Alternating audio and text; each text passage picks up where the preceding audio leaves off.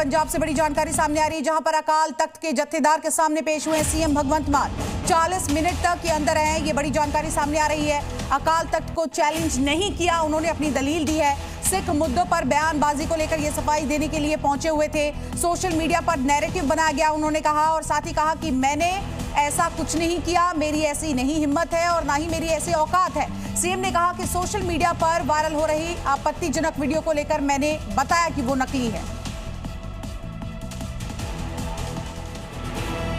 Pack red मामले में बड़ी जानकारी सामने आ रही है। सुप्रीम कोर्ट ने ममता को नोटिस जारी किया है। तो देखिए, सुप्रीम कोर्ट ने डीजीपी, पुलिस कमिश्नर और बाकी सभी लोगों को नोटिस जारी किया है। ये बड़ी जानकारी सामने आ रही है। सुप्रीम कोर्ट ने बंगाल पुलिस को निर्देश दिया है कि वो सीसीटीवी फुटेज को संरक्षित रखे।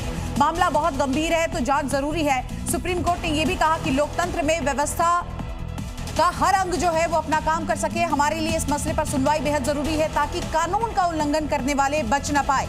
तो ये बड़ी जानकारी आपको बता रहे हैं। सीसीटीवी फुटेज सुरक्षित रखने के लिए कहा गया है, और ये भी कहा गया है सुप्रीम कोर्ट की ओर से कि ये पूरा मामला बहुत गंभीर है, इसलिए जांच जरूरी है। इन सबके बीच सुप्रीम कोर्ट ने एफआईआर पर रोक लगा दी है। ईडी अफसरों पर दर्ज एफआईआर पर रोक लगाई गई है, और अगली सुनवाई अब एफआईआर पर जो है वो रोक पर 3 फरवरी को होगी। ये बड़ी जानकारी आपको बता रहे हैं। तो देखिए, अगली सुनवाई की तारीख 3 फरवरी, और ईडी अफसरों पर कोई कार्रवाई नहीं हो, सुप्रीम कोर्ट ने कहा है। सुप्रीम कोर्ट की ओर से ये एक बहुत बड़ा, आपको कहे तो ये आदेश सामने आ रहा है। सीधे रुक करते हमारे सहयोगी अरविंद सिंह हमारे साथ जुड़ गए। अरविंद, इसको कैसे देखा जाए, क्योंकि इस मुद्दे पर हमने देखा था जम के सियासत भी हुई, लेकिन अब सुप्रीम कोर्ट की ओर से साफ तौर पर कहा गया है एफआईआर नहीं किया जाना चाहिए। देखिए, बिल्कुल सुप्रीम कोर्ट ने इसे बेहद गंभीर मामला माना। हालांकि जब सुनवाई हो रही थी तो बंगाल सरकार की तरफ से जो वकील हैं उन्होंने कोर्ट को इस बात के लिए आश्वस्त करने की कोशिश की कि अब सुप्रीम कोर्ट को इस मामले में आगे नहीं बढ़ना चाहिए, क्योंकि हाई कोर्ट में ईडी पहले ही जा चुकी है और हाई कोर्ट में मामला लंबित है। लिहाजा 2 जगह एक साथ सुनवाई करना ठीक नहीं रहेगा। ये ममता सरकार के वकीलों की दलील थी।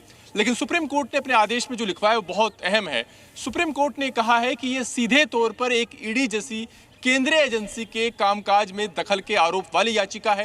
ये मामला बहुत गंभीर है, और फिर से ऐसे हालात ना पैदा हो और व्यवस्था का हर अंग काम कर सके। बिल्कुल अरविंद, आप देखिए, जांच एजेंसी अपना काम करेगी, और जिस तरह से जांच एजेंसी ने अपना काम शुरू किया, उसके बाद हमने देखे किस तरह से फाइलें जो है यहाँ से वहाँ तब्दील वहाँ पर किया जा रहा था। लेकिन सीसीटीवी संरक्षित करने के लिए भी कहा गया है, और कहीं ना कहीं सुप्रीम कोर्ट ने साफ किया है कि जो भी वहाँ पर राज्य सरकार करना चाह रही है, उनकी मनमानी तो नहीं चलेगी।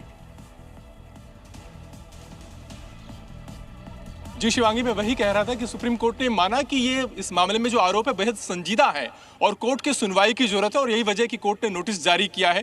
कोर्ट ने ये बात साफ की है कि जो सीसीटीवी फुटेज है उनको संरक्षित रखा जाएगा, क्योंकि ईडी की तरफ से आरोप ये लगाया गया था कि वहां पर एफआईआर कर दी गई है ईडी अधिकारियों के खिलाफ, और क्राइम सीन जो है जहां पर ये अरविंद लौटेंगे आपके पास। बहुत बहुत शुक्रिया तमाम जानकारी के लिए।